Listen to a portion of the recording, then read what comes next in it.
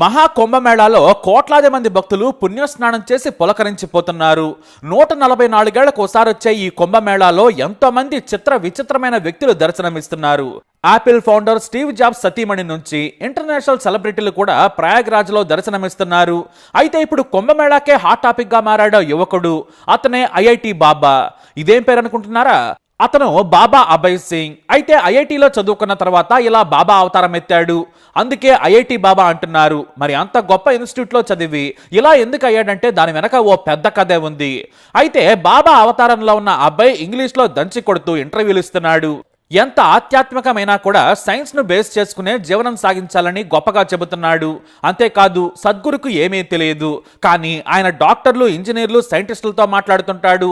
అతను ఫేక్, కానీ నిజమైన జ్ఞానం ఉన్న వాళ్లే బాబాలుగా ఉండాలంటాడు ఐఐటి బాబా.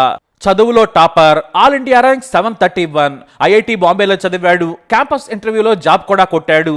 నెలకు లక్షల కొద్దీ జీతం తీసుకున్నాడు. తాను చూడని జీవితమే లేదు. కానీ ఇలా బాబాలా చిన్న టెంట్ కింద మాసిన బట్టలు ధరించి కొన్ని పుస్తకాలు పక్కన పెట్టుకుని బాబా ఎందుకు అయ్యాడంటే మాత్రం జీవితం నేర్పించిన పాఠం అంటాడు. మన పిల్లలు ఐఐటిలో చదవాలి, గొప్పవాళ్లు కావాలి అనుకుంటాం, కానీ కష్టపడి చదివి ఐఐటిలో చదివిన అబ్బాయి ఏకంగా సన్యాసిలా మారిపోయాడు. ఎందుకంటే జీవితం అంటే ఏంటి, మనసు మనల్ని ఎందుకు వేధిస్తోంది, మోక్షం ఎక్కడ దొరుకుతుంది, నిజం తెలుసుకోవాలి, జ్ఞానం సంపాదించాలి, ఇలాంటి ప్రశ్నలతో మొత్తానికి జీవితాన్ని రివర్స్ గేర్లోకి తీసుకెళ్లిపోయాడు అబ్బాయి పుట్టింది పెరిగింది హర్యానాలోని ఓ గ్రామంలో. చదువులో చిన్నప్పటి నుంచి టాపర్. తల్లిదండ్రులు మధ్యతరగతికి చెందిన వారే. ఎప్పుడూ గొడవ పడుతూ ఉండేవారు. ఆర్థిక కష్టాలు ఉన్నప్పుడు ఏ దంపతుల మధ్యనైనా గొడవలు సహజం. కానీ చిన్నప్పటి నుంచి అబ్బాయికి అవి నచ్చలేదు. తాను పెద్దవాడైనా కూడా గొడవ పట్టం చూసి తట్టుకోలేకపోయాడు. సర్ది చెప్పినా వినలేదు. అయితే 2008లో ఆల్ ఇండియా ర్యాంక్ 731 సాధించాడు. ఐఐటి బాంబేలోనే చదవాలనుకున్నాడు, కానీ తనకు కంప్యూటర్ సైన్స్ రాలేదు. దీంతో ఏరోస్పేస్ ఇంజనీరింగ్ లో జాయిన్ అయ్యాడు. తనకు కూడా ఏరోస్పేస్ ఇంజనీర్ కావాలని ఉండేది. అతనికి కూడా అదే వచ్చింది. చాలా బాగా కష్టపడి చదివాడు. అంతేకాదు తన స్నేహితులతో కలిసి పార్టీలు చేసుకున్నాడు, మందు తాగాడు, సిగరెట్లు తాగాడు. ఇంకా చెప్పాలంటే కాలేజ్లో చదివేటప్పుడే డబ్బులు దొరకకపోతే బీడీలు కూడా తాగాడు. ఫ్రెండ్స్ తీసుకెళ్తే పబ్బులకు కూడా వెళ్ళాడు. జీవితాన్ని ఫుల్గా ఎంజాయ్ చేశాడు. అలాని చదువుని ఎప్పుడు వదిలేయలేదు. 2012లో ఇంజనీరింగ్ 85% మార్కులతో పాస్ అయ్యాడు. అయితే ఆ తర్వాత వెంటనే క్యాంపస్ ఇంటర్వ్యూలో జాబ్ వచ్చింది. అయినా తనకు ఇష్టమైన మాస్టర్ ఇన్ డిజైన్ కోర్సును పూర్తి చేశాడు. తనకు ఫోటోగ్రఫీ అంటే చాలా ఇష్టం. ఎన్నో కార్పొరేట్ కంపెనీల్లో ఆఫర్స్ వచ్చాయి. బాంబే షేవింగ్ కంపెనీలో ప్రాజెక్ట్ మేనేజర్గా చేశాడు. ఆ తర్వాత ఓ ఇంటర్నేషనల్ బ్యాంకులో పనిచేశాడు. గ్రేవాల్ అనే సంస్థను కూడా స్థాపించాడు. కమ్యూనికేషన్ డిజైనర్లుగా పలు జాబ్స్ చేశాడు. కావాల్సినంత శాలరీ కూడా తీసుకున్నాడు. జీవితాన్ని ఎంత ఆస్వాదించాలో అంతా ఎంజాయ్ చేసేశాడు. చిన్నప్పటి నుంచి మధ్యతరగతి జీవితంలో బతికిన అబ్బాయికి కెనడాలో జాబ్ ఆఫర్ వచ్చింది. పెద్ద శాలరీ ఏం కాదు, కానీ ఏడాదికి 36 లక్షలు ఇస్తాము, అకామిడేషన్ కూడా తమదేనని ఓ కార్పొరేట్ కంపెనీ ఆహ్వానిస్తే వెళ్ళాడు. అయితే అక్కడే ఓ ఇండియన్ అమ్మాయితో ప్రేమలో పడ్డాడు. ఇద్దరు డీప్ గా ప్రేమించుకున్నారు. పెళ్లి చేసుకోవాలనుకున్నారు. శారీరకంగా కూడా దగ్గరయ్యారు. ఆమెనే తన భార్య అనుకున్నాడు. తన తల్లిదండ్రులకు కూడా విషయం చెప్పాడు. కానీ 4 ఏళ్ల ప్రేమ తర్వాత ఆ అమ్మాయి వేరే వ్యక్తిని సడన్ గా పెళ్లి చేసుకుంది. కనీసం తనకు చెప్పను కూడా లేదు. తాను ఒక వ్యక్తిని ప్రేమించిన విషయం కూడా పట్టించుకోలేదు. దీంతో అతనికి ప్రేమ మీద విరక్తి పుట్టింది. మరోవైపు తల్లిదండ్రుల గొడవలు చూసి పెళ్లంటేనే భయపడిపోయాడు.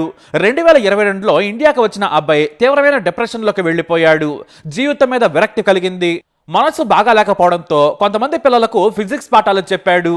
ఐఐటి కోచింగ్ ఇచ్చాడు. ఇంటర్మీడియట్ మ్యాథ్స్, ఫిజిక్స్ చెప్పాడు. తనకు కావలసినంత నాలెడ్జ్ ఉంది, కానీ మనసులా లేదు. ప్రియురాలు మోసం అల్లకల్లోలం చేసింది. తల్లిదండ్రులు కూడా కలిసి సంతోషంగా బతకడం లేదు. మరి నాకు పెళ్ళెందుకు, ఇలాంటి జీవితం ఎందుకు అనుకున్నాడు. అప్పుడే మైండ్ కంట్రోల్ మీద పుస్తకాలు చదవడం మొదలుపెట్టాడు. నా మనసు ఎందుకు ఇలా అవుతుంది, నా ఆలోచనలను ఎందుకు కంట్రోల్ చేయలేకపోతున్నానని తెలుసుకునేందుకు మార్కెట్లో దొరికిన ప్రతి పుస్తకం కొని చదివాడు. అప్పుడే తనకు జ్ఞానం పెంచుకోవాలి అనే ఆశ పుట్టింది. దీంతో సంస్కృతం బాగా నేర్చుకున్నాడు. పాశ్చాత్య భారతీయ ఫిలాసఫీ పుస్తకాలను బాగా చదివాడు. అప్పుడే జిడ్డు కృష్ణమూర్తి పుస్తకాలు చదివిన అబ్బాయికి కొత్త ఆలోచనలు వచ్చాయి. ఈ జీవితంలో తనను తాను తెలుసుకోవాలనుకున్నాడు. అది తెలుసుకోవాలంటే అన్ని సుఖాలను వదులుకోవాలి, స్వేచ్ఛగా బతకాలనుకున్నాడు. అంతే, బాబా అవతారం ఎత్తాడు. తన తల్లిదండ్రులు వద్దని వారించారు. ఫ్రెండ్స్ తనకు పిచ్చి పట్టిందని తిట్టారు. డాక్టర్లకు చూపిస్తామన్నారు. కానీ ఆ అబ్బాయి మాత్రం వినలేదు. జీవితంలో జ్ఞానం పెంచుకోవాలి, తనకు తానుగా ఏంటో అర్థం చేసుకోవాలి, మోక్షాన్ని పొందాలి. అది చెయ్యాలంటే బాబాగా మారడమే మంచిదనుకున్నాడు. అలాని సైన్స్ అస్సలు వదిలేయలేదు. ఆధ్యాత్మికతను సైన్స్ కోణంలో చూడాలంటాడు. గుడ్డిగా దేన్ని నమ్మకూడదు. అలాని మన పాశ్చాత్య గ్రంథాల్లో ఉన్న వాటిని కొట్టిపారేయకూడదు. వాటిపై ఆలోచించాలి, చదవాలి, అపారమైన జ్ఞానం సంపాదించాలి అంటాడు ఈ ఐఐటి అభయ్ బాబా. చివరకు అదే పని చేస్తున్నాడు. ఏడాదిగా సన్యాసం తీసుకుని తన ఇంటి దగ్గరే ఉన్న అభయ్ కుంభమేళాకొచ్చాడు. అక్కడే తనకు ప్రశాంతంగా ఉందని చెబుతున్నాడంటే అతని మానసిక స్థితిని అర్థం చేసుకోవచ్చు. రణగొణ ధ్వనులు కోట్ల మంది ఉన్నా హాయిగా ఉందంటున్నాడు. అంటే తాను జీవితాన్ని సగమర్థం చేసుకున్నాడు. బాహ్య సుఖాలు బంధాలు తెంచుకొని ఆధ్యాత్మికతలో బతకడమే తనకు సంతోషంగా ఉందన్నాడు. ఇప్పుడు అందరు బాబాల మాదిరిగానే బాములు బట్టలేసుకుని జుట్టు పెంచుకొని పుస్తకాలు ముందేసుకుని చదువుతూ ఉన్నాడు. అలా చదువుతున్నప్పుడే CNN జర్నలిస్ట్కి చిక్కాడు. ఆ జర్నలిస్ట్ కదిలించగానే ఈ స్టోరీ మొత్తం బయటకు వచ్చింది. జీవితం అంటే ఉద్యోగం చేయటం, పెళ్లి చేసుకోవటం, పిల్లల్ని కలడం, సంపాదించడం జీవితం కాదంటాడు ఆ అబ్బాయి. అంతకు మించి ఉంది. జంతువులు కూడా పిల్లల్ని కంటాయి, బతుకుతాయి, చనిపోతాయి. కానీ నిజమైన జీవితాన్ని అర్థం చేసుకోవాలంటే ఎంతో శోధించాలంటాడు. ఆ శోధనలోనే ఉన్నాడు ఐఐటి బాబా. ఈ మధ్య యువతకు ఈ జీవితం మీద విరక్తి కలుగుతోంది. కోట్ల ఆస్తులు ఉన్నా, ఎంతో తెలివున్నా కూడా ఆధ్యాత్మిక వైపు మళ్ళుతున్నారు. అందుకు మరో ఉదాహరణే ఈ ఐఐటి బాబా. మరి ఈ బాబా గురించి మీరేమంటారు? మీ అభిప్రాయాన్ని కమెంట్ ద్వారా తెలియజేయండి. ఈ ఇన్ఫర్మేషన్ కోసం వీడియోని లైక్ చేయండి, షేర్ చేయండి, మా ఛానల్ని సబ్స్క్రైబ్ చేసుకోండి.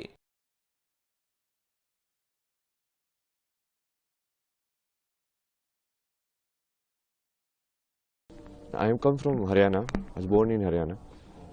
Then, like, life took different turns. So I went to like IIT to study. Then changed the path from engineering to arts. And that also didn't work. Then changed again. So kept changing unless like I arrived at the final truth, you can say. Then after that, I started exploring. Okay, so what is it like? It makes it. What is it the other people have discovered about it? Then I started like when you see Sanskrit, like how Sanskrit was written and composed. What makes Sanskrit so special? So if you see, the Maheshwaraya Sutra, like this Panini says, like he was in meditation. Then he got this sutra. It's like the Damru of Shiva, like Shiva gave him this, which is the base of the Sanskrit language. Then how it is composed, like with respect to grammar. So all of this knowledge, like it should be combined. It's not like separate, like like linguistic is like they're like this is a linguist guy, this is a spiritual guy, this is a Baba guy. No, because earlier the Rishi used to do both actually, and that was the method of doing it. Like if you study Ramanujan, like his math equation come from like Devi only. The same with me only. Like I only do Bhakti of Shiva. All of my knowledge, like whatever I study like very less. Only some diagram I see. Okay, this is it. Then I understand it. Like Mahadev tells me, okay, like this is how it works. So that is the real way of doing it.